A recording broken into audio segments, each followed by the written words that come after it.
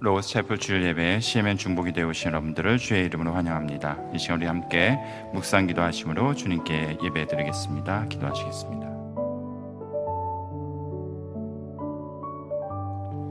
내가 산을 향하여 눈을 들리라. 나의 도움이 어디서 올까? 나의 도움은 천지를 지으신 여호와에게서로다. 여호와께서 너를 실족하지 아니하게 하시며 너를 지키는 이가 졸지 아니하시리로다. 우리의 도움 되시고 산성 되신 주님, 이 시간 주 앞에 나와 주의 얼굴을 구합니다. 주께서 이 시간 우리를 긍휼히 여기사 우리에게 필요한 은혜를 허락해 주시옵소서. 예수 그리스도의 이름으로 기도하였습니다. 아멘.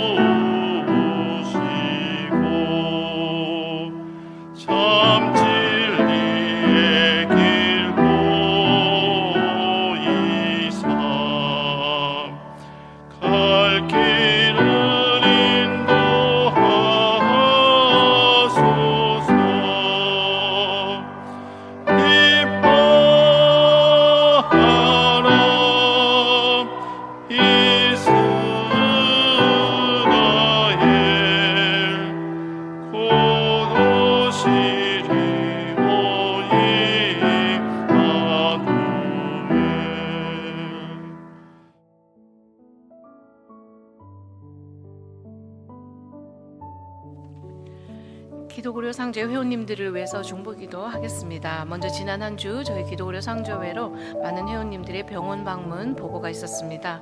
먼저 수술 예정이신 회원님 계십니다. 캘리포니아 이 회원께서는 운동 중에 왼쪽 무릎에 연골판이 찢어지는 부상을 입어서 수술 예정임을 알려주셨습니다.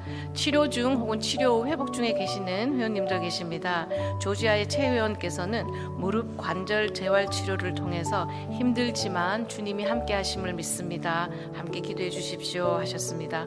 조지아의 김 회원께서는 여성 질환이 있습니다. 현재 임신 중입니다. 그래서 임신 중에 건강하게 잘 지내고 건강한 아기 순산할 수 있도록 함께 기도해 주십시오 하셨습니다. 노을스 캐롤라인 조 회원께서는 손가락 부상 치료 중에 있습니다. 빠른 회복을 위해서 기도 요청해 주셨습니다. 뉴저지의 조 회원께서는 오픈 하트 설저리가 아닌 스텐트 재수술로 건강을 회복할 수 있기를 소망합니다. 기도해 주십시오 하셨습니다. 뉴욕의 박 회원께서는 심장 쪽 가슴이 쬐어오는 통증으로 이하를 가셔서 스텐트 수술 후에 현재 입원 중에 있음을 알려주셨습니다. 테네시의 김 회원께서는 여성질환 치료 중입니다. 여러 가지로 어려운 상황 속에 있지만 늘 하나님이 함께 하시고 하나님이 보호해 주심을 믿습니다. 용기 낼 수 있도록 함께 기도해 주십시오 하셨습니다. 텍사스의 장 회원께서는 임신 당뇨 치료 중에 계십니다. 혈당 수치가 잘 잡혀서 건강하게 아기 순산할 수 있도록 기도 요청해 주셨습니다. 버지니아의 도 회원께서는 여성질환 수술을 하였습니다. 수술이 잘 되었음에 감사드리며 앞으로도 건강관리 잘하여서 하나님 일을 함께 할 수 있도록 기도해 주십시오 하셨습니다.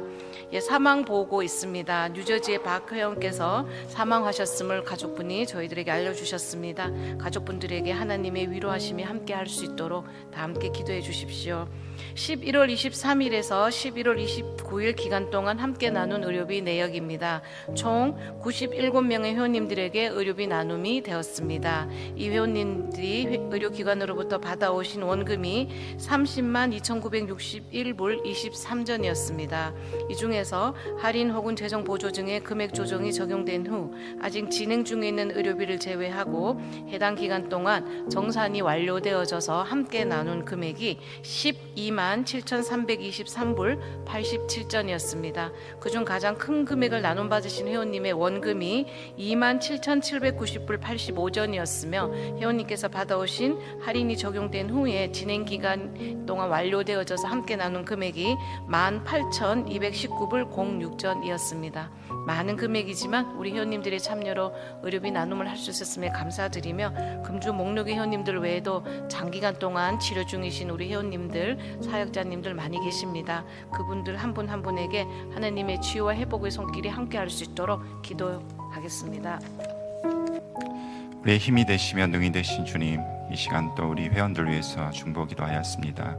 특별히 여러 가지 모양으로 아버지 아프고 또한 고통받고 있는 회원들이 있으십니다. 저들이 아버지 시편 23편에 기자가 고백했던 것처럼 사망의 음침한 골짜기를 지날지라도 해를 두려워하지 않을 것은 주께서 나와 함께 하신다는 그 믿음과 소망을 가지고 주 앞에 늘 의지하며 눈을 들어 주를 바라보고 소망 가운데 아버지 이겨낼 수 있도록 더 힘과 아버지 위로하심과 은혜를 허락해 주시길 기도합니다.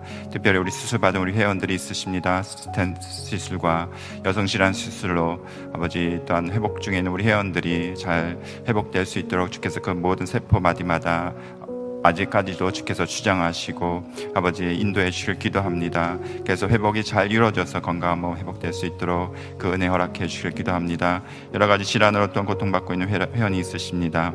무릎 부상, 무릎 관절로 인해서 손가락 부상으로 임신 당뇨로 아버지 여러 가지 질환 가운데 고통받고 있는 회원들 짐을 덜어주시고 그 몸의 모든 아버지 어려움과 고통을 주님 덜어주셔서 자유케 하시고 아버지 평안 가운데 아버지 건강한 몸 되찾을 수 있도록 은혜 허락해 주시옵소서. 우리 사모하는 회원이 있으십니다. 그 가정을 위로해 주시옵소서. 주께서 하나님 평강과 은혜 가운데 그 가정을 돌보아 주셔서 그 모든 어려움들 아버지 헤어지는 아픔들을 아버지 싸매 주시고 아버지 치유해 주시길 기도합니다. 우리 사역자들도 한 분 한 분 주님의 돌보신 가운데 있게 하셔서 하나님들 평안 가운데 있게 하시고 하나님 영광 돌리며 또한 주께 찬양하고 또한 주의 일들 감당하는 데 부족함이 없도록 늘 보호하시고 우리 하나 되게 하시고 영육간에 강건케 붙들어 주시옵소서. 특별히 목사님 사모님 늘 평안 가운데 함께 하시고 인도하시고 주께서 주신 하늘의 지혜와 아버지의 은혜와 아버지 성령의 충만함으로 모든 일을 감당하는 부족함이 없도록 늘 동행하시고 함께 해주실 기도합니다.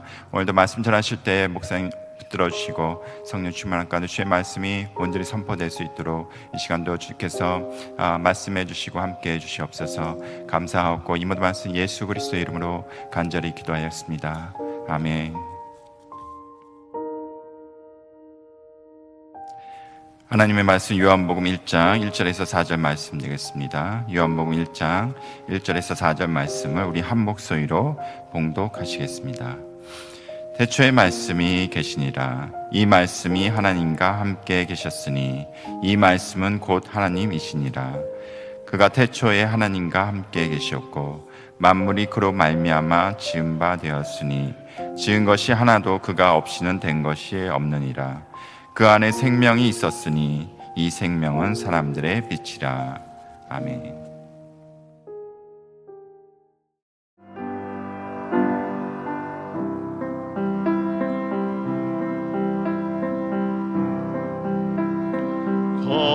거룩한 밤 별빛이 찬란하다. 우리 주 예수님 나신 이 밤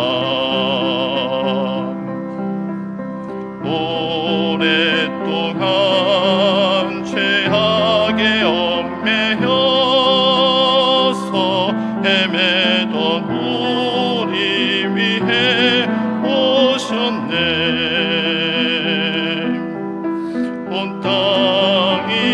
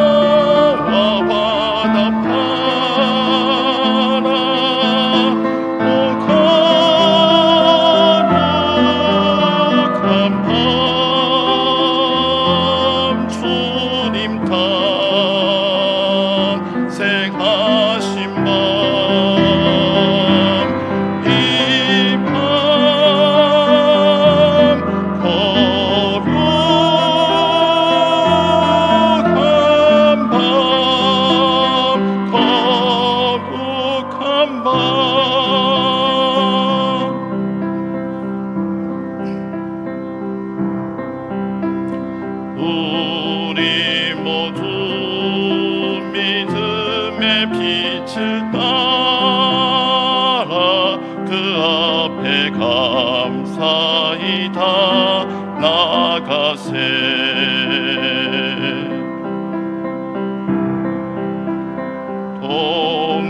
동방박사 별빛의 인도다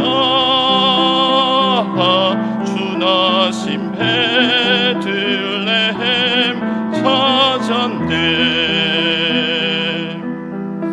만왕의 왕이 이 땅 위에 오셔 우리의 참된 친구 되시네.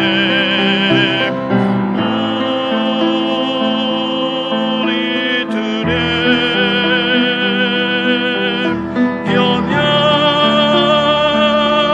연약함하신 주님 다 경배하라.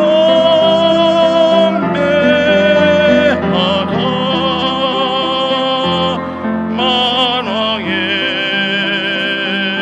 왕 주님께 이 밤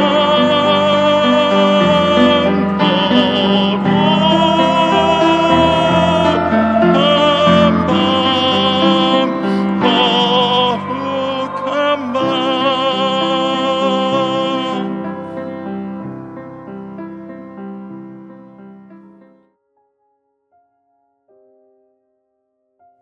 어려운 찬송가를 골라놓고 우리가 할 수 있을까 걱정을 했는데 염려 없이 이렇게 리드하시는 분들이 계셔서 참 은혜스럽게 잘 우리가 하나님 앞에 드렸습니다. 예수님은 누구시며 언제 오셨나? 지극히 기초적이고 여러분들께서 잘 아시는 그런 말씀의 내용입니다. 특히 요한복음 1장의 이 말씀은 우리가 읽어도 수십 번, 어느 분은 아마 수백 번도 읽으신 분이 계실 거고 우리가 잘 아는 그런 말씀이기도 합니다. 저도 그렇습니다. 이 말씀을 많이 그간 보았고 그리고 그 의미도 많이 생각했지만은 이번 성탄절을 맞으면서 새롭게 느낌도 있고 새롭게 발견되는 그런 내용도 있어가지고 한번 평범한 말씀으로 생각되지만은 다시 한번 생각해 보려고 이렇게 준비해 보았습니다. 태초에 말씀이 계시니라. 이 말씀이 하나님과 함께 계셨으니 이 말씀은 곧 하나님이시라. 정말 놀라운 선포가 아닙니까? 말씀이 하나님이시라. 이 말씀은 우리 선교회 이름을 이제 여기에 따서 했습니다만 로고스였습니다. 헬라 말로 로고스. 이 곧 로고스는 하나님이시라. 우리 선교회가 하나님이시라는 게 아니고 이 로고스 말씀이 하나님이셨다. 그런데 2절은 더 놀랍습니다. 그가 태초에 하나님과 함께 계셨다고 했습니다. 우리 한번 생각해 보십시다. 예수님이 언제 오셨죠? BC 4년 전? 그러면 지금부터 2029년 전이라고 할까요? 그때 오셨나요? 그런데 오늘 이 말씀은 그 말씀이 아니죠. 그가 2029년 전 BC 44년 전에 오셨다는 게 아니고 그는 이미 하나님과 함께 계셨다는 놀라운 선포입니다. 유대인들이 이 말을 받아들였을 때에 어떻게 생각했겠습니까? 아니, 예수 네가 하나님이야? 네가 하나님하고 같이 있었어? 이래서 유대인들이 예수를 십자가에 못 박은 것 아닙니까? 그런데 더 놀라운 말씀이 3절입니다. 만물이 그로 말미암아 지어졌다. 그가 누굽니까? 로고스입니다. 예수님. 분명히 우리는 창세기에서 볼 때에 만물은 하나님께서 지은 걸로 이렇게 생각을 할 수가 있는데, 실질적으로 만물을 지은 것은 누구였느냐? 바로 로고스였다고 했습니다. 4절은 더 놀랍습니다. 그 안에 생명이 있었다. 생명은 우리가 일생 동안 지금 살아있는 그런 생명이 아니라, 창조된 것도 아니라, 다시 말씀도 드리겠습니다만, 본래부터 영혼 속에 있었던 것, 그게 로고스 안에 있었다는 사실입니다.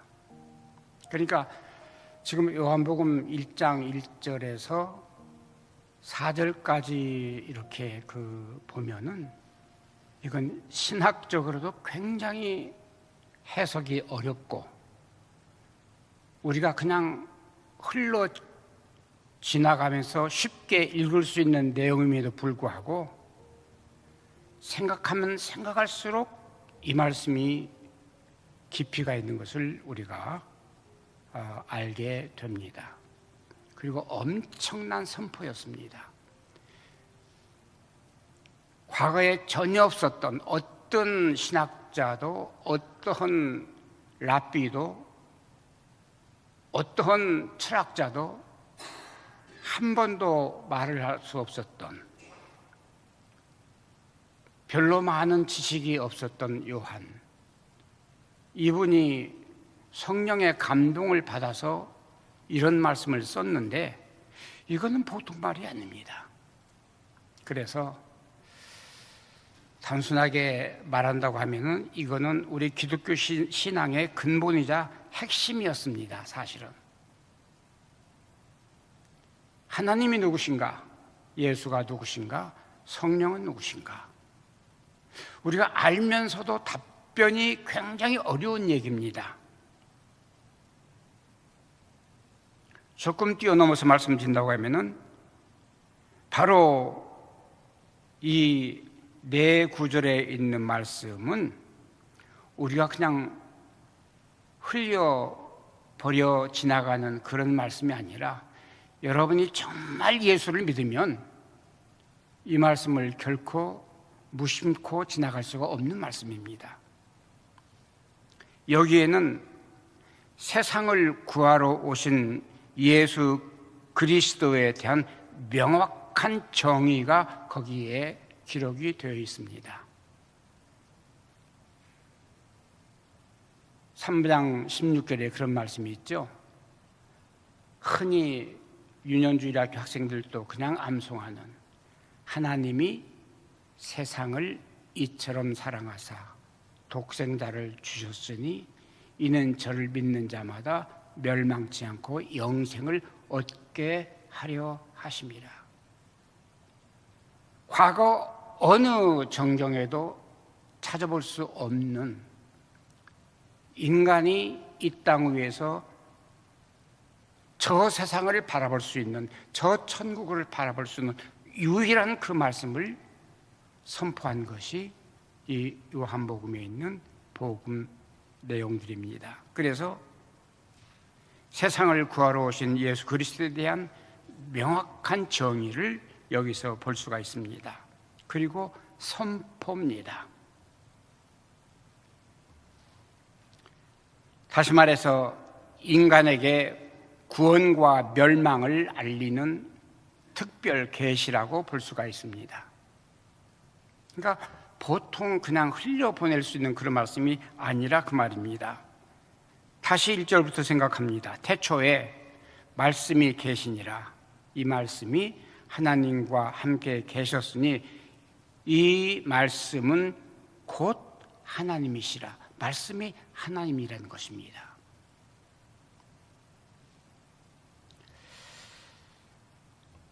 태초에 말씀이 계시니라. 이 말씀은 우리가 창세기 1장 1절에서의 비슷한 말씀을 볼 수가 있습니다. 태초에 하나님이 뭘 하셨어요? 천지를 창조하셨다고 하셨습니다. 그러면은 창세기 1장 1절에 있는 태초와 이 요한복음에 있는 태초가 다른가 혹은 같은가? 물론 우리 한국말로는 같은 태초입니다. 영어로도 번역은 in the beginning. 그런데 창세기에 있는 태초와 이 요한복음에 있는 태초는 근본적으로 다른 점이 있습니다. 억양과 그 글자 모습은 같지만은 뭐가 다른가?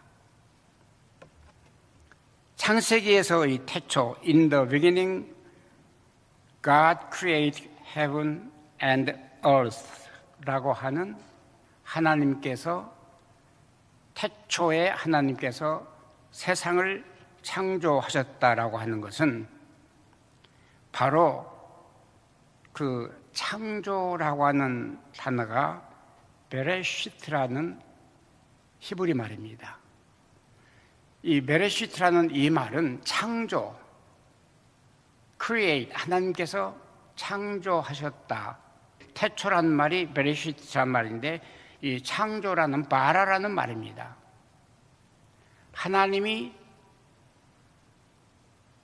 창조하셨다고 하는 이 바라라는 이 말은, 이 동사는 반드시 하나님께서 무엇을 만들었다는 거기에만 사용되는 단어입니다. 그래서 하나님께서 천지를 창조하셨다고 하는 그 말은 그때 그 창조는 먼저 이 영혼 속에, 영원, 처음도 없고 끝도 없는 그 영혼 속에 시간이라고 하는 것이 창조되었습니다.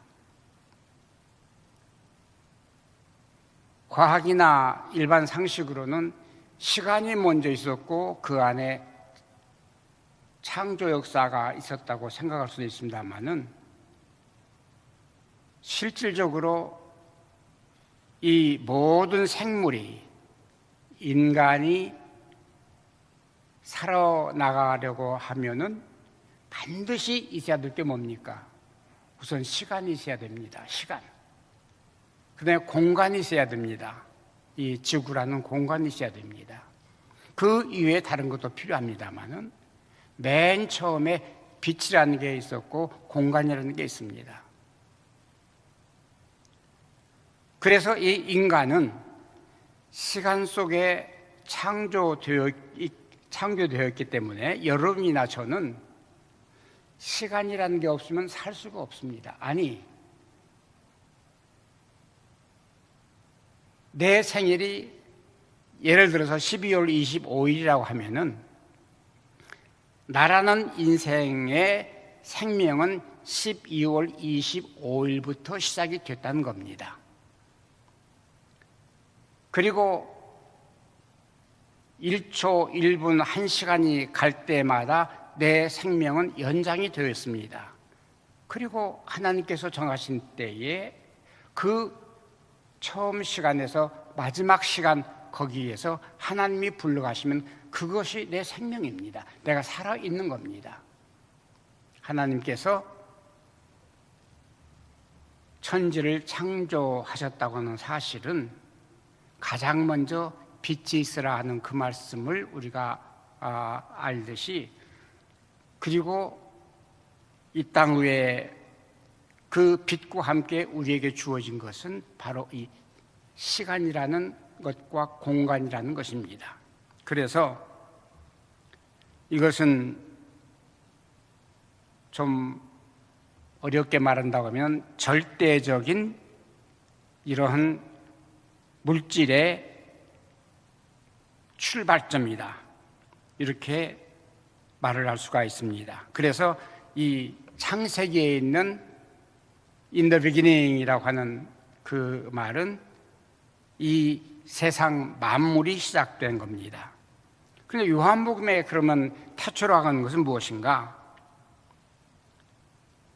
이 요한복음에 있는 거기도 역시 영어로는 in the beginning was the word라고 하는 말이 되어 있습니다. 바로 이 요한복음에 있는 이 태초라고 하는 말은 성경에 기록된 원어로는 en arche라고 이렇게 기록이 되어 있습니다. 창세기의 태초는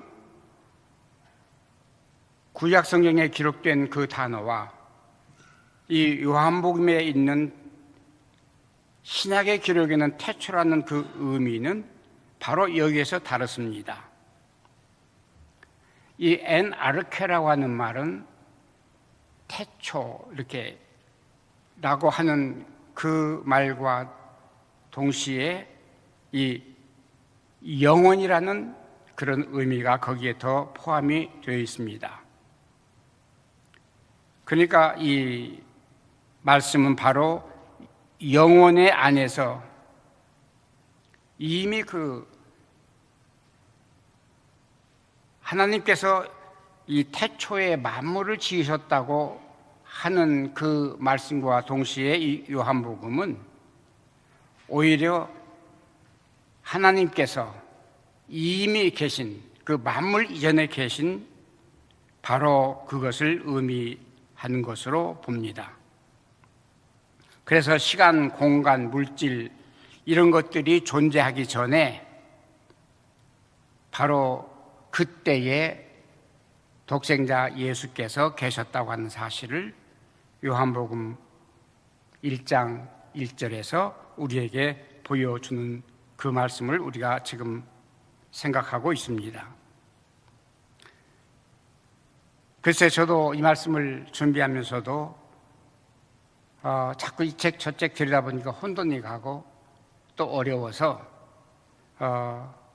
제 자신도 혼돈하게 되었습니다마는 그러나 분명한 것은 창세기의 그 태초라고 하는 것은 만물의 시작이라고 볼 수 있고 이 요한복음의 태초라고 하는 것은 영원한 그 시간을 말할 수 있다고 이렇게 정의가 됩니다. 바로 이 말씀은 그 영원한 시간 속에 그 영혼 속에 계셨던 그 예수님을 여기서 설명을 하고 그리고 이 말씀 속에 이미 예수님은 선재하고 계셨다. 이미 그때 계셨다. 만물이 창세기에서 만들어지고 창조되기 이전에 예수께서 계셨다고 하는 것을 강조하는 그런 내용이 되겠습니다. 그래서 요한계시록 1장 8절에 요한은 그렇게 고백을 합니다. 주 하나님이 가라사대 나는 알파와 오메가라. 나는 처음과 시작이다. 그 말이죠. 그러니까 처음도 없었고 끝도 없는 그 영원 속에 내가 있었다는 말이죠. 있었고 이제도 있고 지금도 있고 현재도 있고 그리고 전에도 있고 그리고 장차 올 전능하신 하나님이시라고 이렇게 말씀을 한 것을 요한이 계시록에서 밝혀줍니다.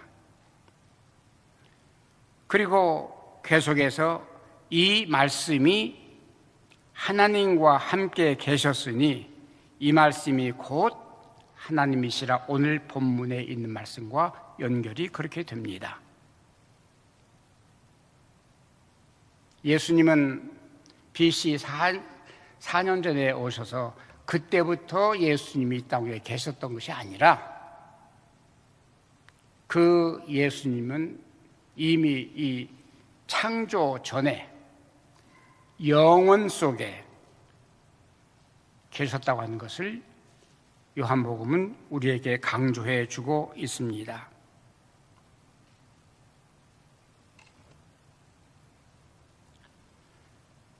그때 어떻게 계셨는가?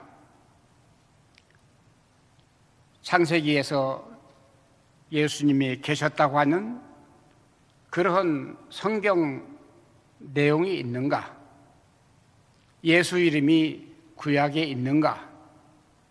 물론 창세기에서는 우리가 볼 수가 없습니다만은 창세기에서 바로 이 말씀이라고 하는 것을 우리가 볼 수가 있습니다. 어떻게 해요? 하나님이 천지를 무엇으로 창조하셨다? 말씀으로 창조하셨다. 우리 성경에는 창조 첫날부터 창조 6일 끝난 날까지 반복 계속되는 단어가 있는데 뭡니까? 하나님이 가라사대. 가라사대라고 하는 것은 말씀이라고 하는 것이죠. 바로 우리가 의역을 한다고 하면은 하나님께서 창조하실 때에 우리 예수님께서는 창세기에 뭘로 계셨다? 가라사대로 계셨습니다. 말씀으로 계셨습니다. 그래서 하나님과 동등하게 하나님과 똑같이 예수님께서도 영원 속에서 같이 활동하시고 같이 역사하셨다는 것입니다. 삼위일체를 우리가 말을 합니다. 삼위일체라는 말이 굉장히 쉽게 쓰이기도 합니다만은 굉장히 이해하기가 어렵습니다. 그래서 옛날 고대 학자들도 현대 학자들도 이 설명을 명확하게 설명을 하기가 어렵습니다. 옛날 오레겐 같은 교부는 이 삼위일체라고 하는 것을 그렇게 설명을 했습니다. 삼위일체가 무엇인가? 태양과 같다. 태양이라는 것은 빛도 있고 열도 있고 만방을 비추는 그러한 역할을 한다. 이렇게 해서 이 삼위일체를 설명을 했다고 합니다. 또는 어떤 사람은 바로 이 삼위일체는 물과 같다. 물이 그냥 있으면 액체지만은 얼면은 고체가 되고 또 증기가 끓이면 증기가 된다. 이렇게 설명을 하는 분도 있습니다. 또 어떤 분은 삼위일체는 아버지다. 이 아버지라는 역할이 예를 들어서 저라는 사람이 집에 가면은 아버지가 되고 혹은 설교를 하면 목사가 되고 이러한 그 변형을 의미한다. 그것도 좀 이상합니다. 여하튼 간에 이 삼위일체라고 하는 것을 우리가 이해하기는 굉장히 어렵습니다. 그러나 이 삼위일체라는 것은 우리가 분명히 무시할 수 없는 것이 창세기에 세 분명한 역할이 있습니다. 첫째, 창조하시는 아버지의 사역. 그 다음에 말씀으로 역사하시는 가라사대, 이 말씀의 역사.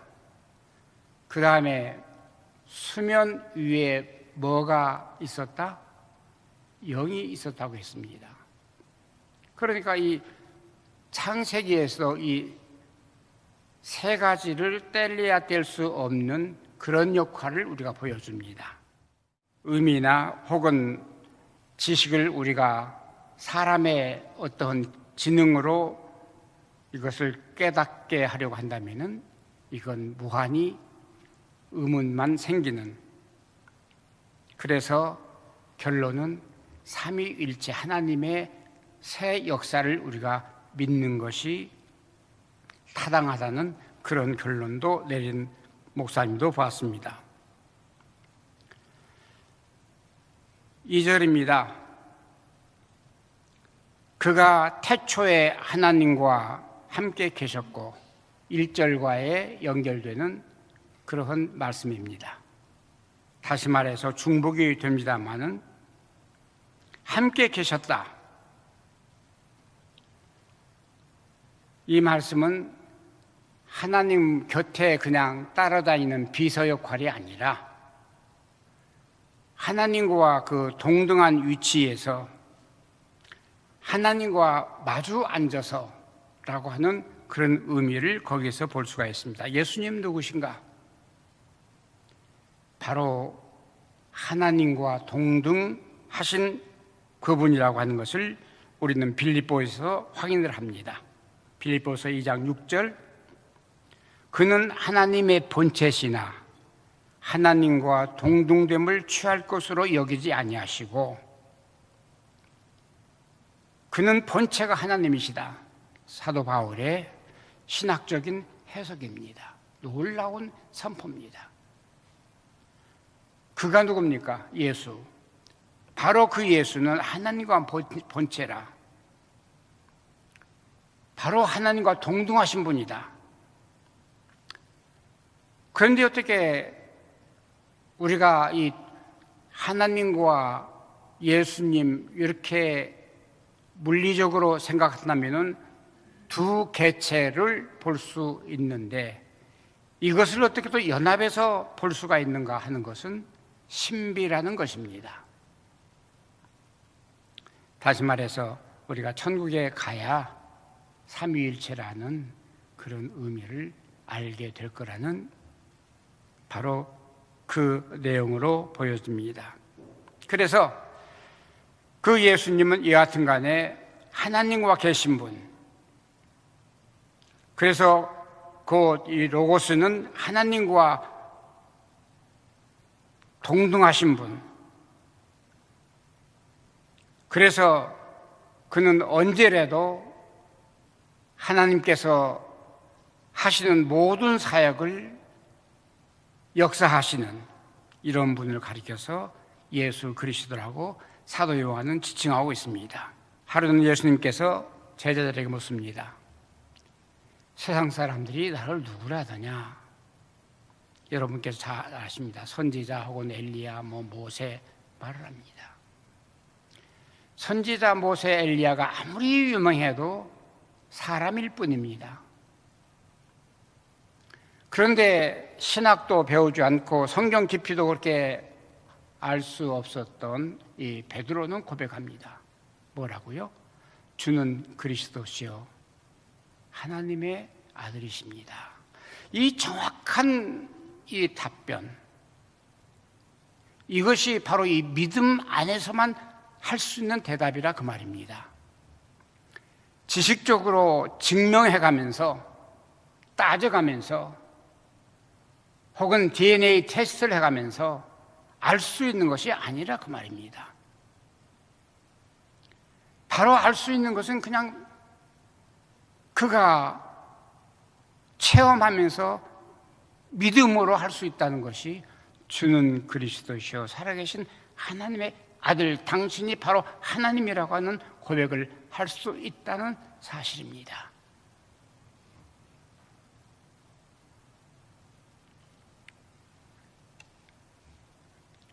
이사야는 다음과 같이 예언합니다. 예수님에 대한 예언입니다. 한 아이가 우리에게서 낳고 한 아들을 우리에게 주신 바 되었는데 그 어깨는 정사를 메었고 그 이름은 기묘자라 모사라, 그리고 하는 말씀이 전능하신 하나님이시라. 누가? 나실 예수가. 바로 이 이사야는 예수님 오시기 한 600여 년 전에 그렇게 예언을 했습니다. 오실 예수가 누구라고요? 바로 전능하신 하나님이시라.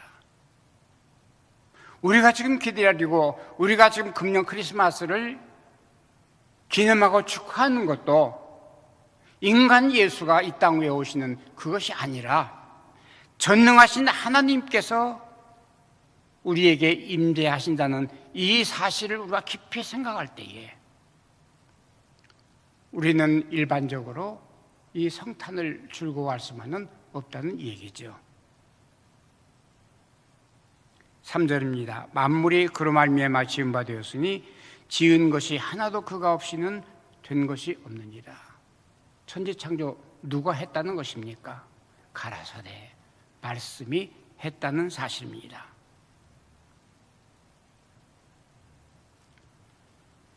곧 성자 하나님께서는 만물을 창조하신 분으로, 그리고 하나님의 그 모든 사역을 스스로 이행하신 분으로 우리가 봅니다. 그래서 하나님의 섭리와 심판을 대리하시는 요한복음 5장 22절, 27절, 30절을 한번 나중에 찾아보시면은 이해가 더 도움이 되리라 생각됩니다. 하나님의 그 섭리하심, 하나님의 심판의 대리자. 그래서 예수님께서는 하나님의 모든 일을 주관하시면서, 그리고 나중에는 심판주로 오시는, 하나님께서만 하실 수 있는 그 심판을 누가 하시는가? 성자 하나님께서 하신다는 그 말입니다. 4절입니다. 그 안에 생명이 있으니 이 생명은 사람들의 빛이라. 바로 이 생명은 육신의 생명, 우리가 살아있는, 지금 이 목줄 딱 끊으면 죽는 이런 생명이 아니라, 지금 예수님께서 소유하고 계시는 바로 이 예수님께서 나누어 주시는 이 생명, 이것은 영생이라는 것입니다. 영원히 사는 그 생명. 그냥 살다가, 시간 속에 살다가 시간이 지나면은 죽는 그런 생명이 아니라, 예수님께서 오셔가지고 우리에게 주시는 그 생명은 영원한 새로운 생명이라 그 말입니다. 물론 예수님 하나님께서는 아담과 이브를 창조하실 때는 모름지기 영원한 생명을 주셨을 줄 믿습니다. 생명나무가 거기 있었기 때문에. 하나님께서 말씀하시기를, 저 에덴 동산에 있는 저 생명나무를 치워라. 저들이 생명 과일을 따먹고 영생할까 하노라. 타락하지 아니했더라면 충분히 영생할 수 있는 조건이 거기에 있었음에도 불구하고 타락이라고 하는 그것 때문에 예수님이 오시기 전에 모든 생명은 이 시한부 인생을 살았던 것입니다. 물론 그런 질문이 나올 수 있습니다. 그러면 예수님 전에는 구원받은 사람이 없습니까? 이렇게 질문이 나올 수도 있겠죠. 신학자들은 그것을 부정합니다. 선지자도 보내셨고, 또는 여러 가지 이 자연 계시도 보내셨고 하기 때문에 개별적으로, 부분적으로 이 생명을 보존할 수 있는 사람이 있는 것으로 생각은 됩니다만은, 예수님께서 오신 이후에는 영접하는 자, 곧 그 이름을 믿는 자들에게는 하나님의 자녀가 되는 생명을 주셨으니, 권세를 주셨으니. 그러니까 예수님께서 땅 위에 오신 그 전과 후는 이렇게 다릅니다. 이게 요한복음이 지금 우리에게 설명하고자 하는 그런 내용으로 봅니다.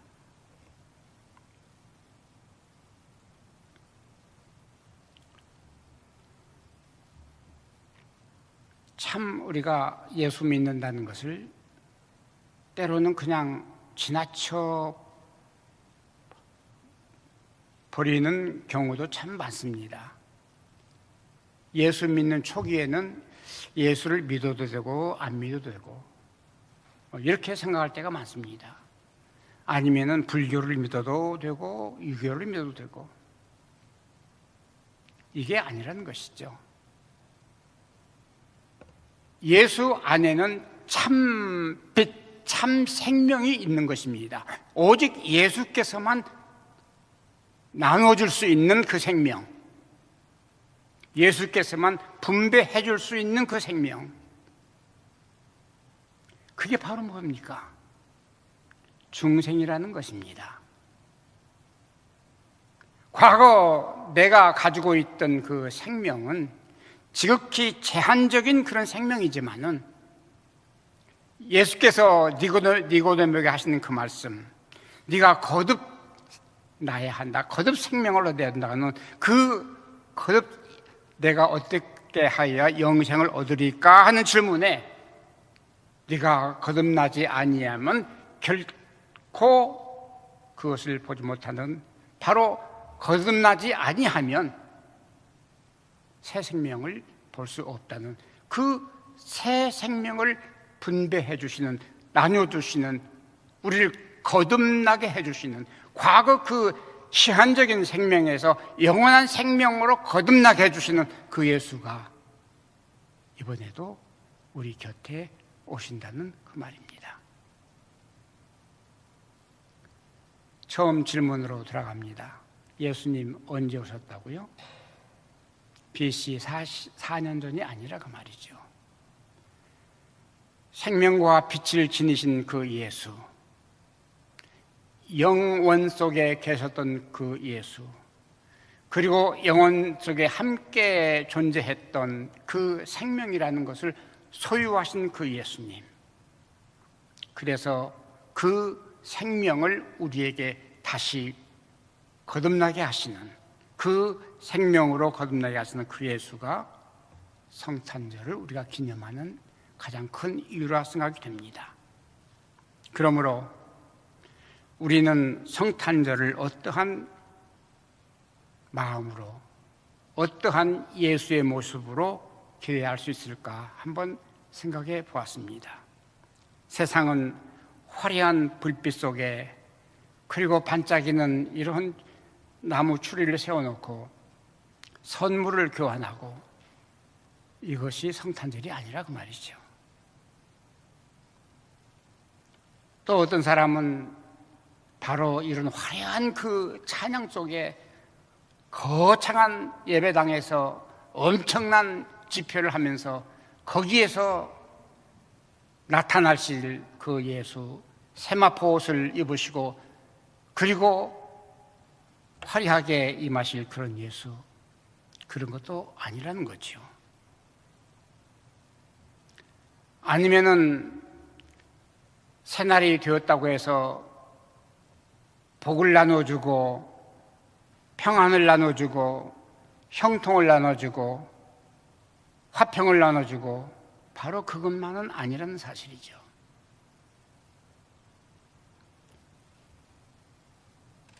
우리가 맞이해야 되는 그 예수 누굽니까?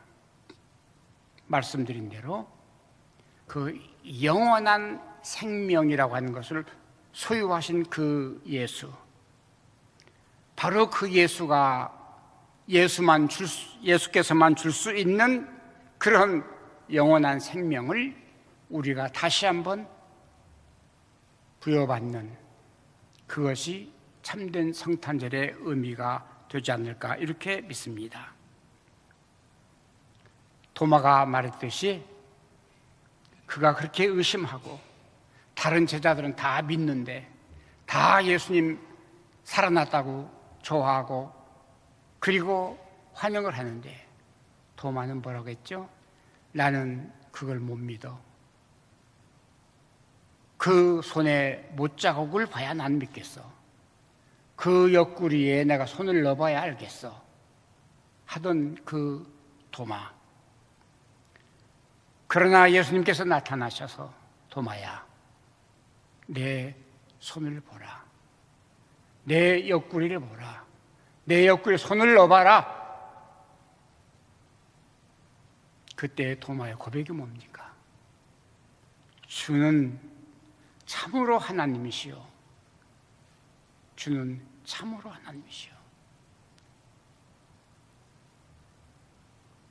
바로 이 고백을 한 그 도마처럼 이번 성탄절을 우리가 맞이하면서 참 예수를 맞이하는 이런 새로운 생각을 가지고 지내면 어떨까 하는 그런 생각을 가지면서 이 말씀을 곰곰이 생각해 보았습니다. 기도하겠습니다.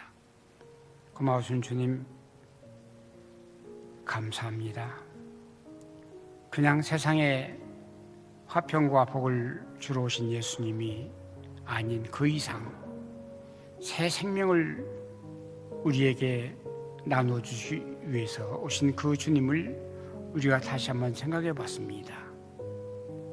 이미 죽을 목숨, 시간이 지나면은 썩어 없어질 이러한 인간들이지만은 그 속에 새 생명을 주셨으니 감사합니다.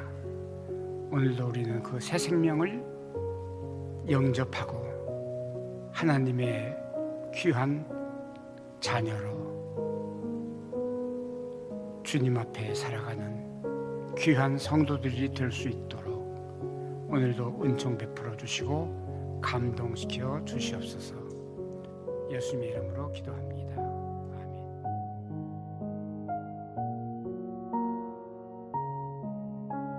아멘. 이 시간은 하나님께 봉헌하는 시간입니다. 우리 드려진 헌금을 위해서 같이 봉헌 기도하도록 하겠습니다. 사랑의 주님,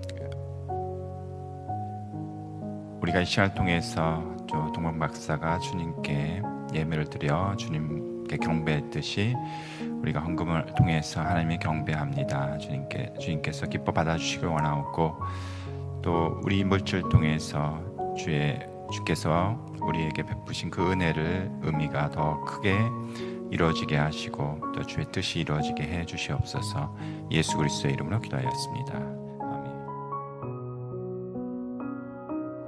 지금은 우리 주 예수 그리스도 은혜와 하나님 아버지의 극진하신 사랑하심과 성령님의 내주시고 인도하심이 오늘 모여 주님 앞에 간곡히 예배드린 사랑하는 우리 사역자들 그리고 모든 회원들 모두에게 주님 은총에 함께 없으기를 간절히 축원하옵나이다.